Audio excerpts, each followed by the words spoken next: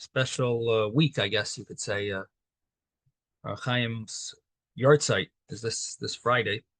Um, so we are learning Parshas Balak with Ohr Hachaim. Actually, we've been doing this over a year already. So we did already the beginning of the Parsha. So I figured we'll start somewhere in the middle and do some of the Ohr Hachaims later on. So we're going to be learning in Pasuk Lamed Hey 35, Perek Chaf Beis, chapter 22, verse 35. And the verse says, the Pasuk says that this is the story of Bilam, who was hired to curse the Jewish people, and the story of Bilam's donkey. This is a very interesting story, how Bilam is heading to the Moab country in order to curse the Jewish people, because Moab, the nation Moab, and the king of Moab, is nervous about the Jewish people fighting a war with them, because the Jewish people have just proven themselves. They've conquered the Amorites, Sichon, king of Amori, and Og, the king of Bashan, conquered them and wiped them out, and got huge amounts of land. And now Moab, which is right near there, the Jewish people could easily wipe it out.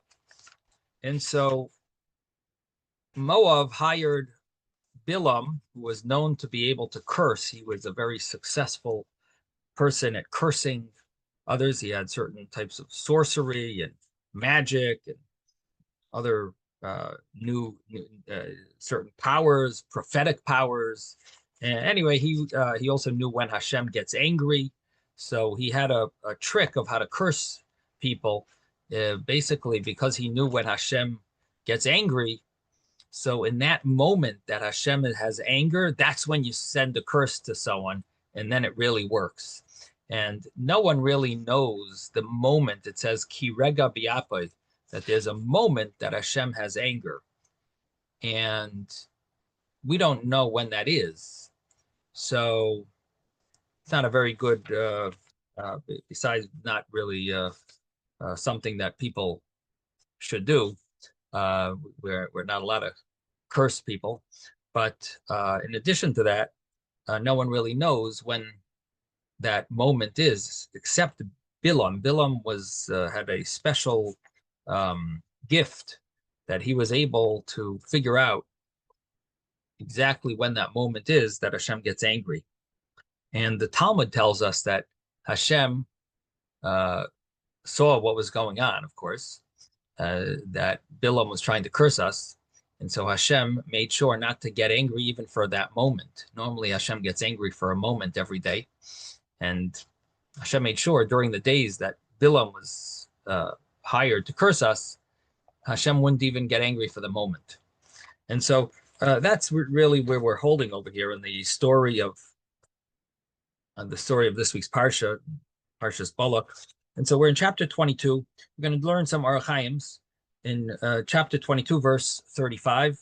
And here the Ohr Hachaim talks about the verse that says, this is after the donkey smashed Bilam's leg into the wall, and Bilam became lame. And Bilam, it says he hit the after he hit the donkey 3 times, and in other words, there were 3 episodes that took place over here. The donkey went off the road, hit him. The donkey smashed his leg into the wall. He hit him, and then the 3rd episode is that he crouched down. The donkey crouched down, and the Bilam hit the donkey with his stick. And then it says that Rabbi, maybe yes. Everybody doesn't know the story of why the Bilam and his donkey are on the road over there. Well, I'm sharing the story. Oh, I thought you were like taking it in the middle of the story. Like, how did it come to be that they're there and they're what they're doing? Well, Okay, I'm sorry. I've given a few pointers. I'm not going to share the whole story, but the few pointers that you need to know is Bilam is heading to Moab to curse the Jewish people, and he's on his way. And I mean, if you feel there's any details that are necessary to share, you're welcome to add a few details to the story. Of course, there's a lot more details, but I think I'm sharing with you enough details that you need to know in order to have the story, the full story that you need to be able to understand the Ohr Hachaim. So here, the donkey, after these three episodes where he goes, so to speak, against the master, against Bilam, who's riding it, and the Bilam, after these three episodes, so the donkey opens up his mouth and he says, "Why did you hit me three times?" Of course, this is a very surprising story. How does a donkey talk? And but Hashem made it that it could talk, and it said, "Why have you hit me?" And sure enough, Bilam sees the angel that is standing with a sword stretched out in front of him. And then all of a sudden, Bilam wakes up and realizes, aha, that's why the donkey was not moving forward. And that's why the donkey went off the path and so on. It was because of the angel, and the angel, basically the angel has a little dialogue with Bilam, and the angel ultimately, the Bilam asked the angel, he says, "Oh, I'm sorry, I've sinned. I didn't know that you didn't want me to go. Should I go back?" And here is verse 35. The angel tells Bilam, the angel of Hashem tells Bilam, "Go with the people.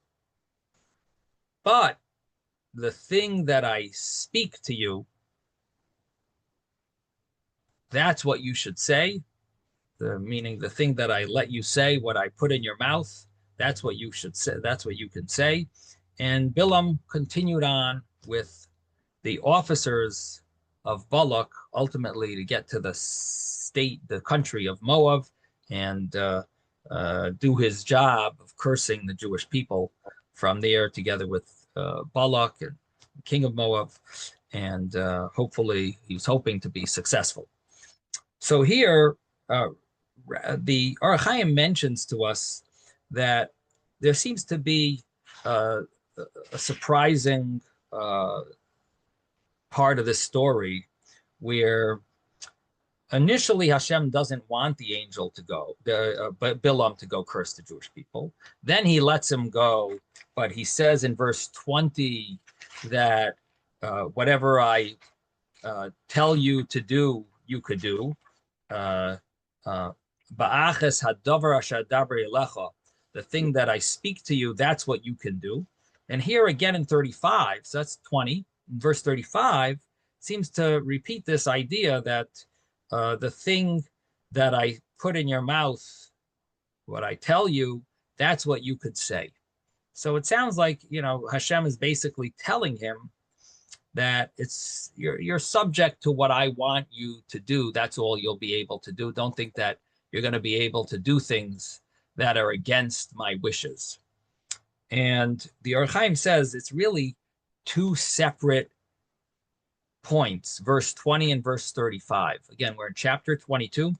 Verse 20, it says, that which I tell you to do, that's what you can do. Meaning, don't think that you'll be able to do any of your magic or any other types of ways of your hurting the Jewish people through action. You have no right. I'm not allowing you to do that. And here he's telling him that I'm not allowing you to speak any curse. In other words, Bilam understood that he's just not allowed to do any action that Hashem doesn't okay. But he initially thought, oh, well, I'll still be able maybe to curse the Jewish people. Although Hashem didn't clearly permit him to do that, but that's what Bilam thought he was going to be, he had permission. And comes along verse 35, and Hashem clarifies that no, even what you're thinking, that you're going to be able to speak against the Jewish people, that also is not acceptable. I am not going to allow you to do that either. And so the question is, why is Hashem telling him these things and allowing him to go, and yet telling him, but I'm gonna put a leash on you. Just say, don't go. And the answer is that Hashem doesn't want it to look as if Bilam will be able to do things against Hashem's will. And if Hashem said, no, I don't want you to, you can't go, it makes it look like Bilam can do things that are contrary to what Hashem wants. And so therefore Hashem says, no, you could go, don't worry. I'll be able to control everything. I don't want it to look like my power is limited. So therefore I have to let you go. I'm letting you go so that it doesn't look like my power is limited. Isaac, are you trying to say something? Oh. So that's the reason why it's not that Hashem is trying to play games with Bilam. It's that Hashem needs to allow him to go in order that it doesn't look like Hashem is afraid, so to speak, of Bilam. Chas v'shalom. It would be a chilul Hashem. It would cause there to be a desecration of God's name if Hashem told Bilam, you can't go, I can't let you go. I'm like nervous if you go, your power will be too much or something, and I won't be able to stop it. No, that's not true. Hashem has no problem. You can go. I have no, it's not gonna affect anything. I can stop you whenever I want. Now, the next point is that it says, Vayelach Bilam emsarei Balak. Bilam goes with the sarim, with the officers of Balak, the king of Moab. And here, the Ohr Hachaim understands it to mean that, why is it mentioning that he's going with these officers? Of course he's going with the officers. That's who he's been walking with. But the answer is that he's going with these officers. He initially wanted to have some time in seclusion because part of one of his types of magic or sorcery was that it could only be achieved if it's done in private. And therefore, Hashem told him, no, you have to go. What I tell you to do, the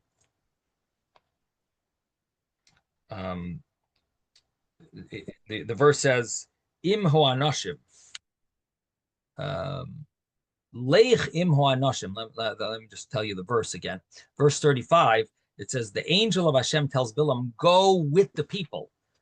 What's the meaning of that? Go with the people. And then it says, and Bilam went with the Sarei Balak. Why are we making such a big deal about going with the people? And he went with the Sarei Balak, with the officers of Balak. The answer is because initially he had in mind that he needs to curse the people. He was thinking that he's going to have this time, this private time, to be able to use this specific form of sorcery that has to be done in seclusion.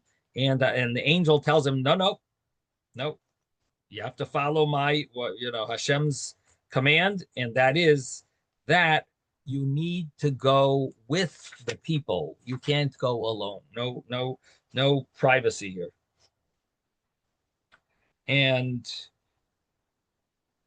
then comes the statement, and however, the thing that I put in your mouth, that's what you shall speak. And this is what I started off mentioning, that initially Bilam thought that he was going to be allowed to do anything but action. In other words, he could, as long as it's not action, if it's speech, it would be okay. And that would mean that he could curse the Jewish people. And Hashem sort of gave him the, okay, you can't do anything but that. He can't do an evil eye because that's action. He can't set his evil eye on them. So if he would put his evil eye and think bad about them, that would be a problem maybe. And by resting his eyes on them, that could be problematic. That would be included in action. It would be harm that would be a result of his action, movement of his eyes. But speech, curse, that could be okay. So comes along Hashem, or the angel of Hashem here.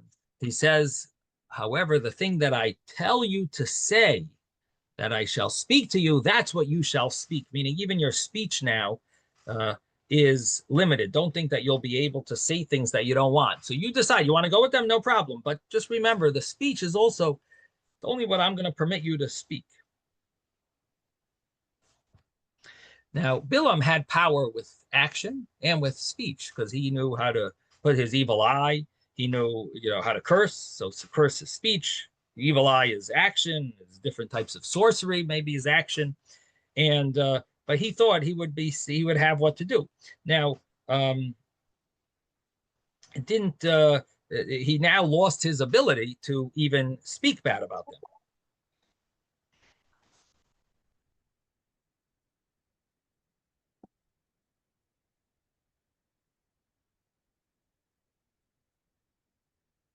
Ohr Hachaim mentions that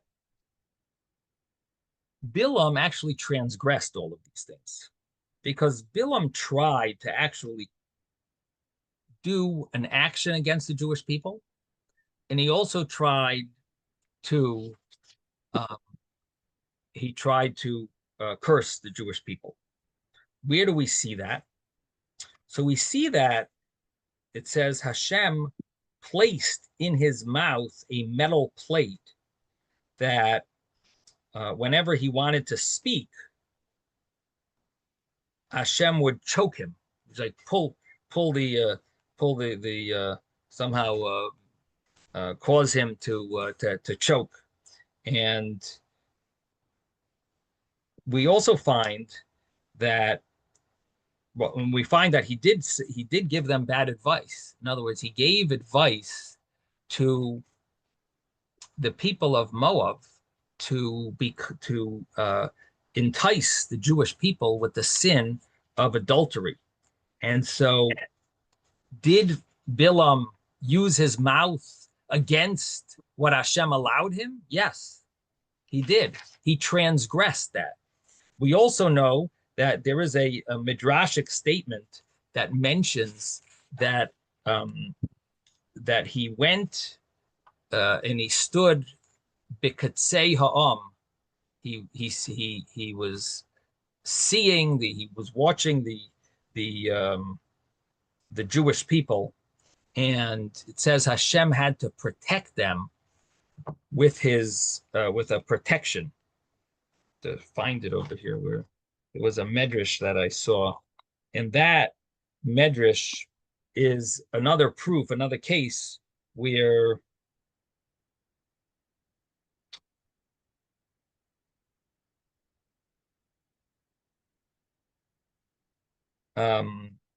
just seeing where it is.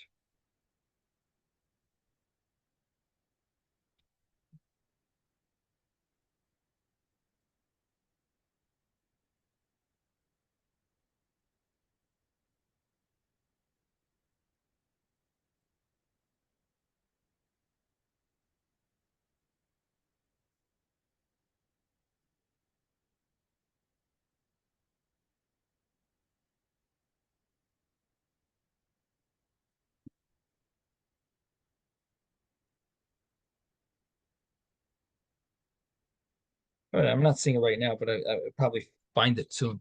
But the story is that Bilam transgressed these things. He went against Hashem's command. Hashem told him only what I tell you to say, and he actually didn't follow that. And because of that, it says that the Jewish people killed him. And as we'll see later on in the future Parshas Pinchas, where it says that is it Pinchas 31? Matos in Parshas Matos.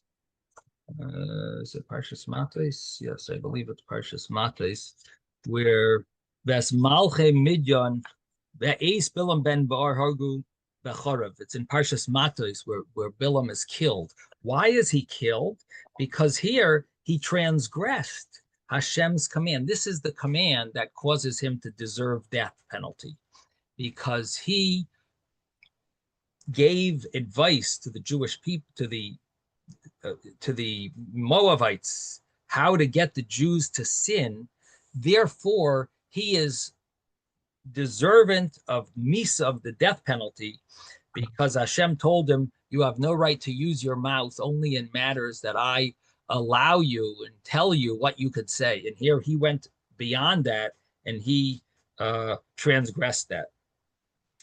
Now, the next verse mentions that he goes out towards the city of Moab. So verse 36, Balak heard that Bilam was coming.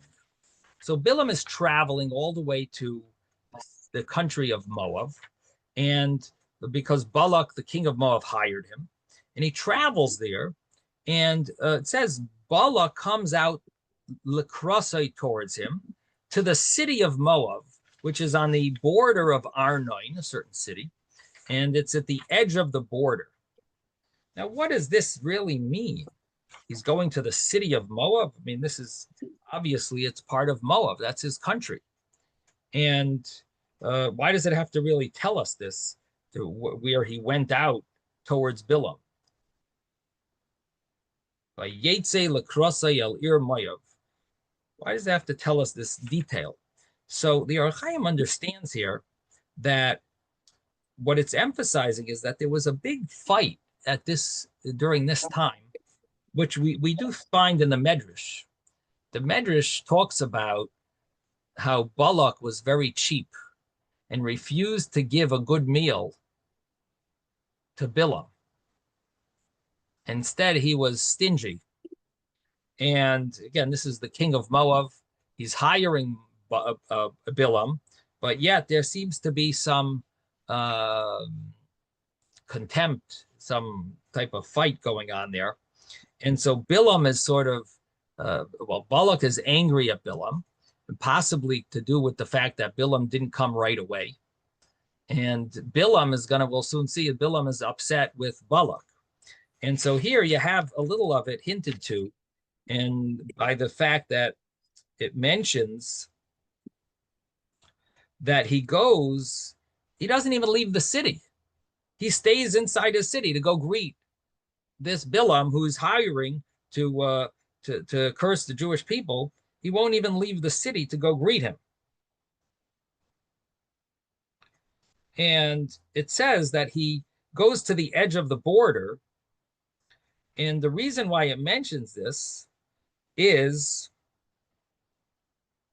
that he was trying to he wanted to emphasize to Bilam that Hashem established from the time of Noach, or the way the world has been, the boundaries were established from the time of Noach, that each nation doesn't encroach upon their neighbor. This was the way things have been since Noah's day.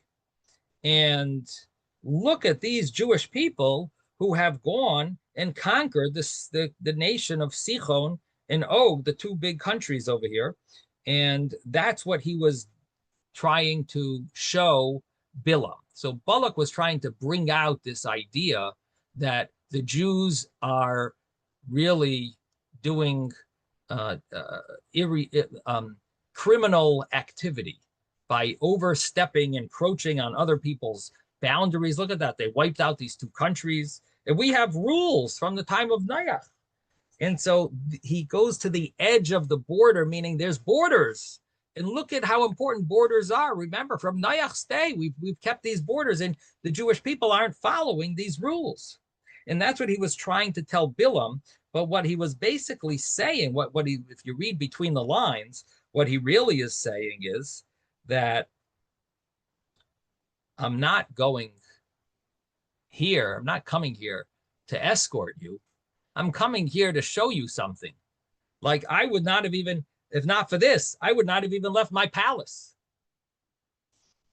Meaning, Balak is really upset with Bilam to the extent that he has no interest in honoring Bilam with his royal honors. Instead, he's going there for a reason, because he wants to go to the border and show him and bring out that point about the border. So this is part of the fighting that's going on between Balak and Bilam, or Balak's anger towards Bilam. And then comes verse 38. Verse 38 says that Bilam admits, he says, verse 37 was Balak tells Bilam, I sent you officers. Why didn't you come right away? You think I can't honor you? Why didn't you come? And so Bilam answers back in 38 that, behold, I've come to you now, and now can I possibly have, what can I really say? What can I say? Whatever Hashem puts in my mouth, that's what I'm going to say. This is verse 38. So what does he mean by this? Now, he's saying now, is it what can I say? Whatever Hashem puts in my mouth, that's what I'm going to say. This is Bilam talking. He's coming to curse the Jewish people. And he's basically saying, listen, whatever Hashem puts in my mouth. So what does he say? What's behind this? What's the meaning behind these words? So the understanding is now that I've been given an additional command not to curse the Jewish people. It used to be just not to, the initial in verse 20, it was only action. I can't do any action like sorcery. I can't use my eyes to put an evil eye on the Jewish people. It was action against the Jewish people I was on. Verse 35 says you can't even speak. Everything that you say you're limited. And so whatever I put in your mouth. So he says, now that I have the second command from Hashem, from the angel of Hashem, so now it's whatever Hashem, what can I say? Whatever Hashem puts in my mouth, that's what I'll be able to say. I am limited. Now he uses a double language. Hayachol uchol. Is it at all possible for me to?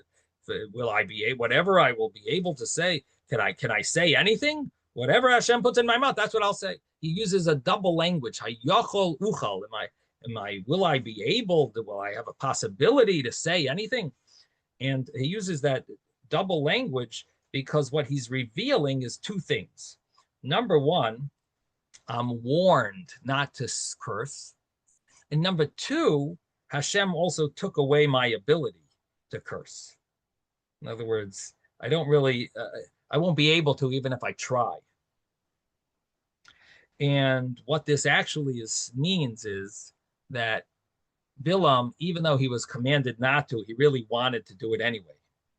And that's why Hashem had to take away the ability from him, because he would have, even though he was commanded not to, he still would have gone and cursed the Jewish people. And so that's the meaning of this verse, where it uses this double language that he's limited. Will I be able to say anything against the Jewish people? Meaning that even if I want to, I won't be able to. And the implication is that he would have, he actually would have done it if Hashem would have given him the ability. And then comes verse 39. Verse 39 is where we see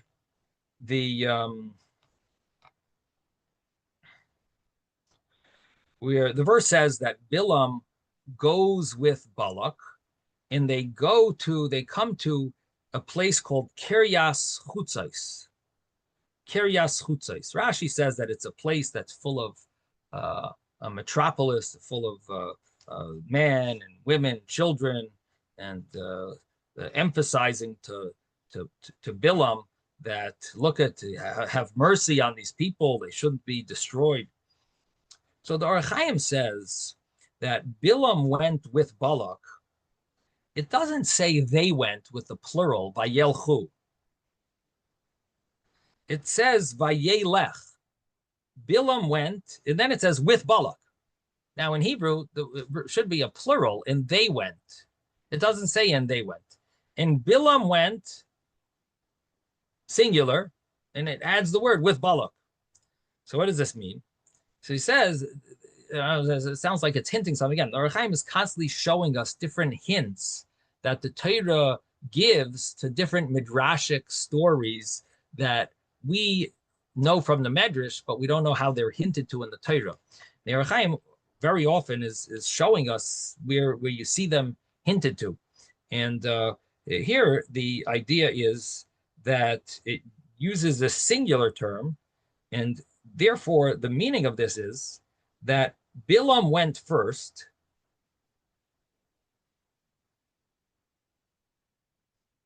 No, I don't think so. Vayelach Bilam im Balak, that Balak went first, and Bilam went after Balak. And that's why it doesn't say Vayelchu plural, because one of them went first, and it refers to Balak going first. And Balak went almost like with Bilam went almost with Balak. In other words, he was walking behind him, but Balak didn't walk together with Bilam. In other words, didn't he was like walking first, and and the reason is because he hears Bilam say that, I can't really do anything. So he's basically fed up, and he turns his back. Hana Elav Eiref. He turns his back on Bilam. And Bilam is trying to sort of like catch up to him, not to feel like the person who hired him is like dropping him, not to feel left out and second class. So he's trying to catch up, and that's what it means. Bilam went with Balak. Balak is running ahead, and Bilam is trying to keep up with him so he doesn't feel like he's left out. And that's what's going on over here, where Balak is really fed up with Bilam. And it seems that the number one is Bilam didn't come right away. And number two, Bilam is admitting that he really can't do much. And this is after, Balak is spent so much time in sending all of his officers to get him. And then comes verse 40 in Pasuk Mem. In verse 40, it says, Balak slaughtered a bull and a sheep and sent them to Bilam. Listen to this Pasuk. Balak slaughters a bakar v'tzayin, a bull and a sheep, and he sends them to Bilam and to the officers with him. In other words, this is going to be their supper. And the next morning is when he takes them to try to curse the Jewish people. So he's giving them supper, and he sends it to them. So what does that mean? He sends it to them. So the pasuk is saying that Balak is degrading Bilam again over here because he doesn't even want to eat with him. Even the first meal.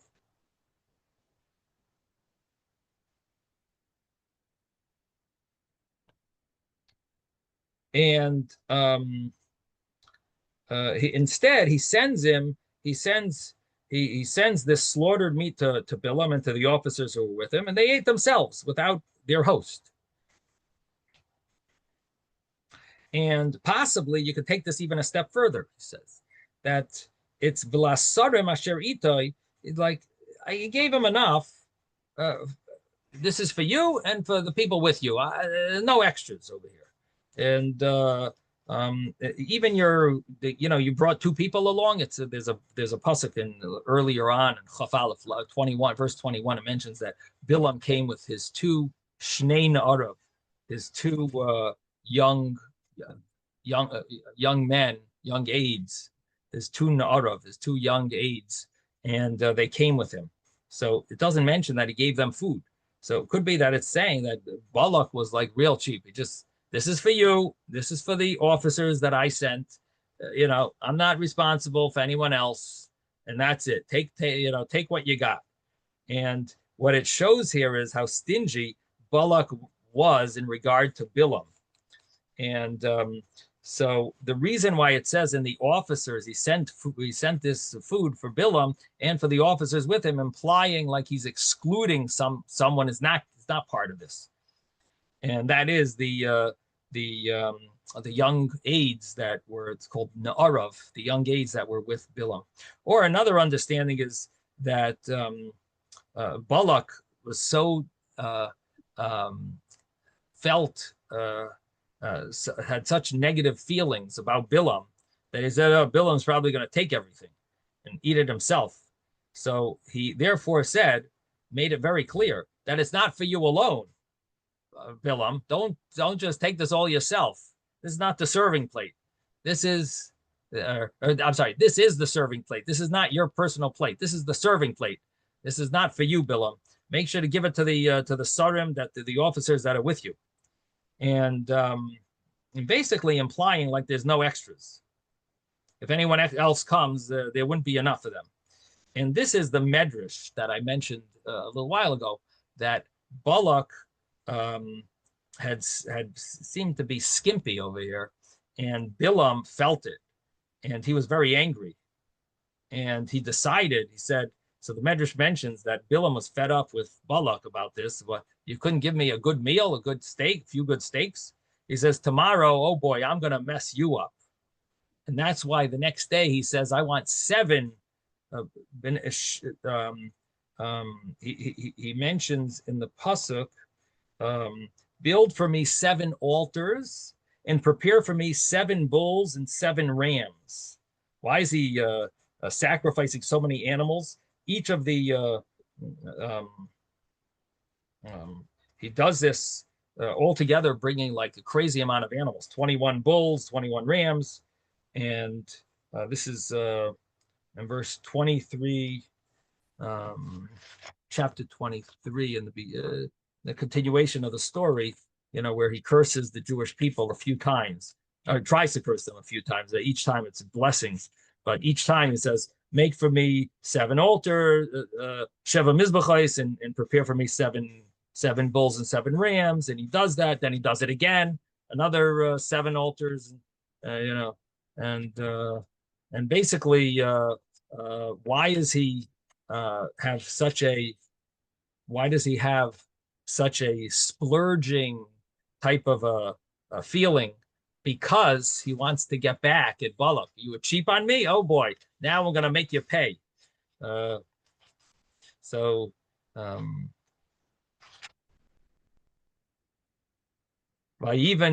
pasuk, Vayiven Shiva Mizbachos. He built 7 altars, and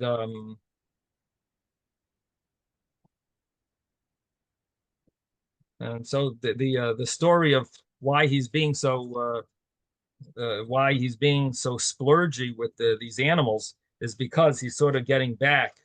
He's taking revenge at Balak's cheapness, so he couldn't give him a good meal.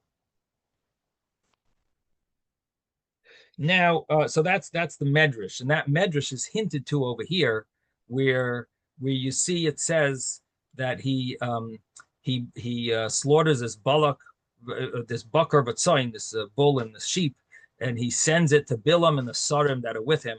And the implication is that he's not providing any. This is hardly enough for them. It's not for anyone else, or it's not even for Bilam alone. It's for the sarim with him. There's no extras. There's no extras even for the youth that are with him. Okay, and then comes verse 41. And this is where the blessings and the curse, where he's going to start trying to curse the Jewish people. It turns into blessings. So it's in the morning, and it says, Balak takes Bilam, and he brings him to the heights of Baal, Bamais Baal. And he looks over there, Vayar Misham K'tzei Ha'am.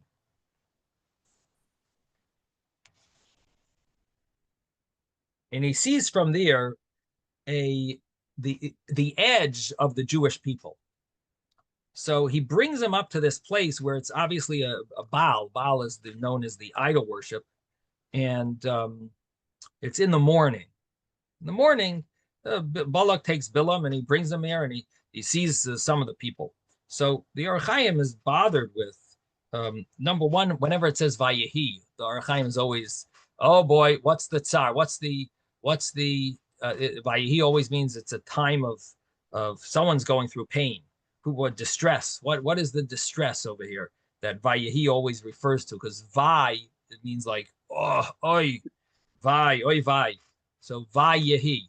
The word Vayehi is like a combination of these two words of Vai Haya. It was Vay. It was woeful. It was pain. There was some type of a distress. So what's the Vayehi? It was in the morning, and Balak took Bilam and he brought him up here to this Bamais Baal. And what does it mean that he took him up there? He carried him?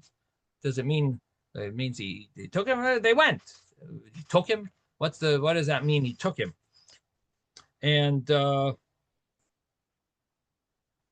so the first thing he says is possibly because this was like a big painful situation. There's a whole fight going on over here where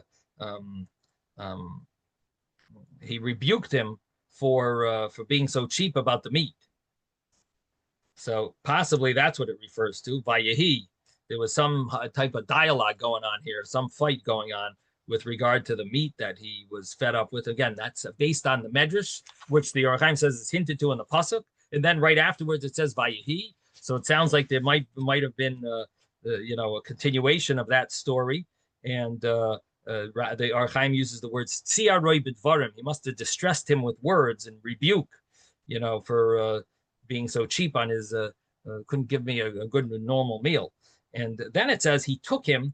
Vayikach Balak as Bilam. Balak took Bilam. That must mean that would be a continuation of this thing. In other words, they had this dialogue. He was rebuked, and Balak then appeased Bilam. Must have appeased him for offending him. And that would be the continuation of taking. Taking sometimes means to take him with words, meaning he took him, because it doesn't mean he carried him. It sounds a little strange. So it means he took him with words. But now the Ohr Hachaim has other interpretations. And the next interpretation is, yes, he actually did carry him, because we learned already before that Bilam's leg was smashed and crushed. And he basically was lame in one leg. And because of that,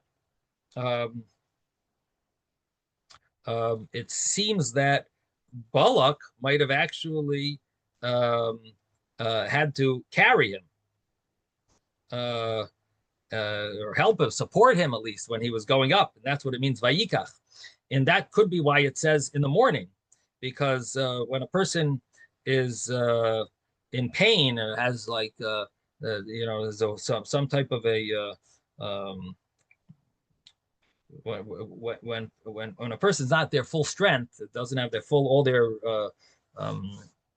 energy and abilities. So the morning is always very hard. They're the weakest, and so that's why it mentions that it was the weakest time of the day, and that would be the reason why it was Vayehi.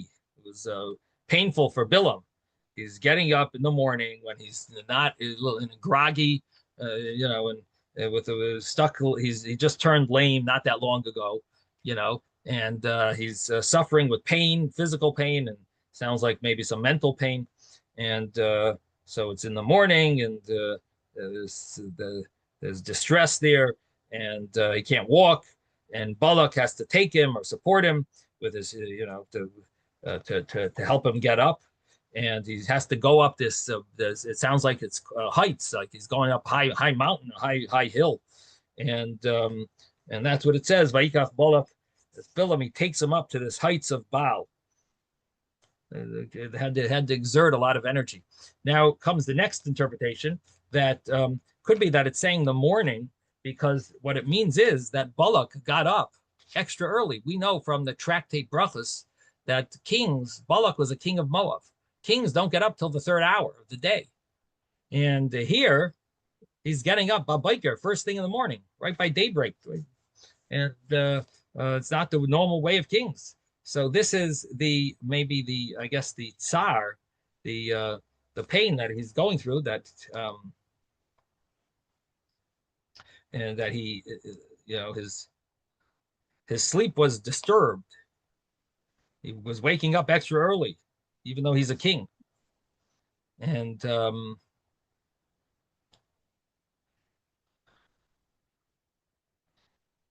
he took Bilam.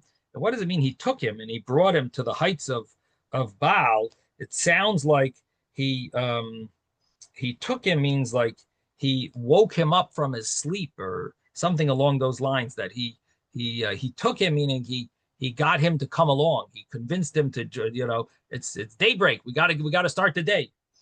And then he comes up with, the Ohr Hachaim has another understanding. He says that Babaker in the morning is similar to what it says, that Hashem gets angry. It's during the first 3 hours of the day. In other words, we don't know when that is, but it is during the first 3 hours of the day, the Gemara says.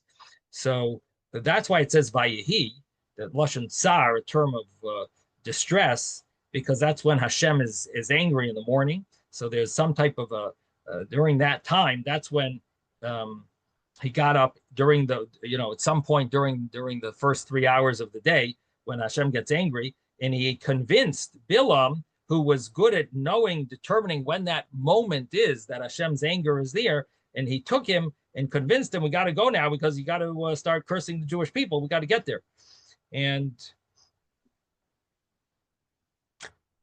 so it means he took him by his expertise, like, this is your field. He convinced him that this is your time. So again, that's why it's in the morning, and that's why it's a time of pain. It's a good time for us to curse the Jewish people. It's pain for, so to speak, for the Jewish people or for Hashem.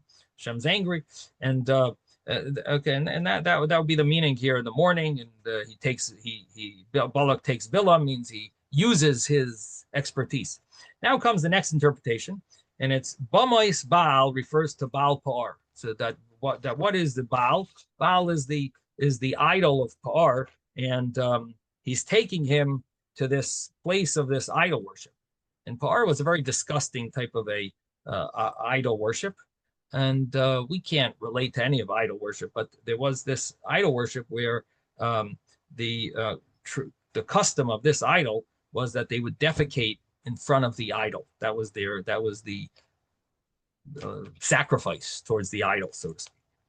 And you would think that would be desecrating the idol, but for some reason that was their honor. This is their the donation to the idol, however they understood it.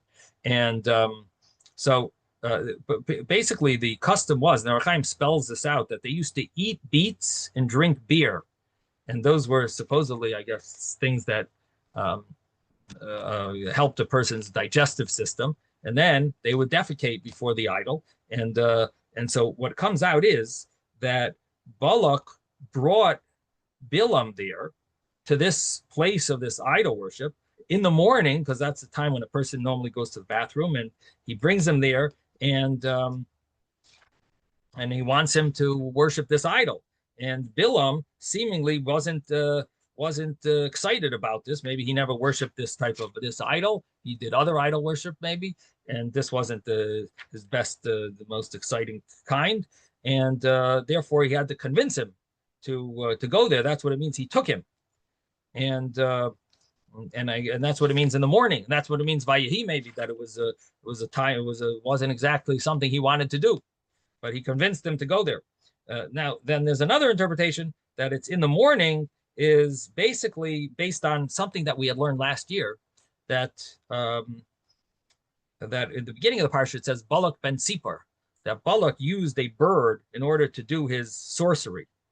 So what it's hinting to in the morning is because the bird chirps in the morning, so therefore Balak wanted to get up early in the morning, because that's when the bird chirps, and that's somehow his type of sorcery was based on the bird. It's called it's the idol worship of Yadua, which happens when the bird chirps, and so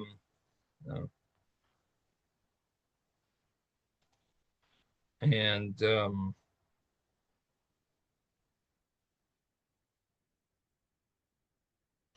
And basically, uh,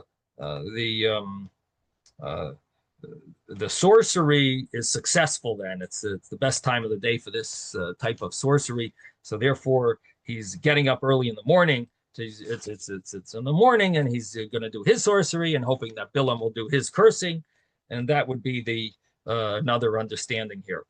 And now he says, with this we can understand something surprising. When it says that he saw from there the edge of the people, what is that? What does that refer to? Oh, this is what I was referring to earlier. Um, that he that it says that the Jewish people had clouds of glory. So what did they see? If the Jewish people are covered in these clouds of glory, and Balak takes Bilam up to this high place, and they're able to see the edge of the people, what they saw the edge of the people, they couldn't see nothing. There was clouds of glory protecting the Jewish people. The only time that they were visible was when Aaron passed away, and the Jewish people, the clouds left because they were in the merit of Aaron. Aaron passed away; they no longer had that merit, and therefore it says the Knani, which was Amalek, started up with the Jewish people, and but then the clouds came back in the merit of Moshe Rabbeinu, Moses, and now the clouds are there, and the Jewish people have clouds covering them. So what did Balak and Bilam see about the Jewish people that they're going to try to curse? He's going to try to curse the Jewish people. He didn't see. How could he see anything? So the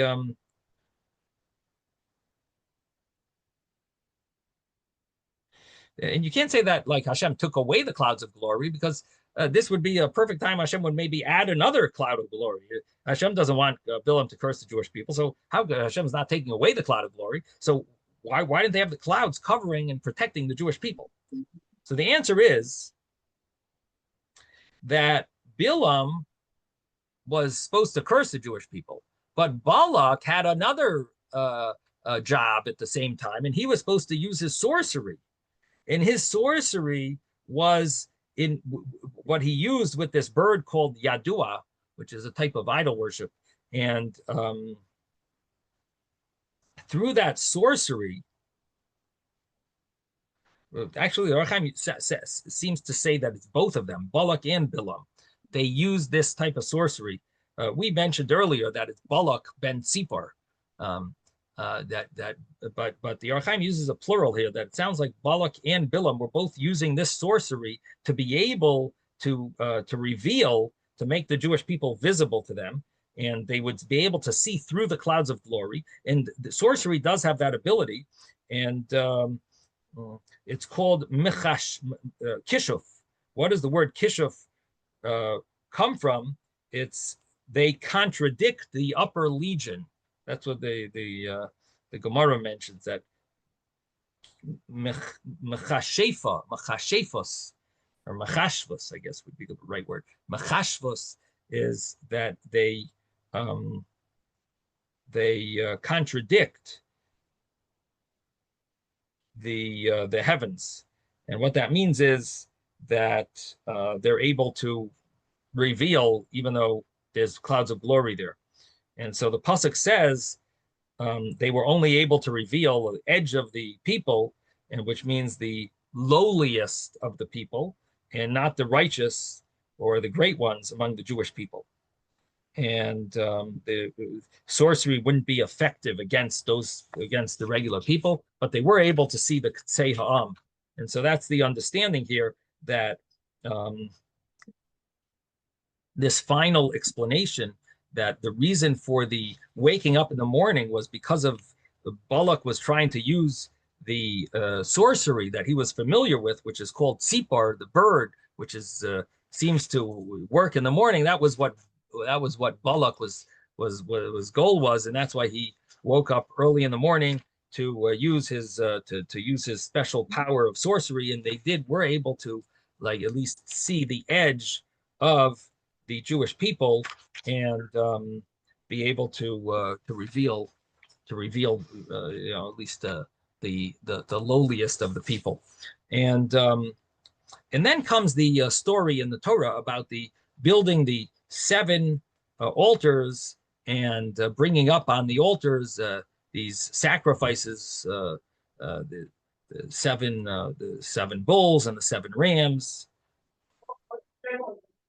And Rashi tells us that the reason for these sacrifices was that Bilam was basically trying to override Abraham, Yitzchok, and Yaakov. And he said, look, Avram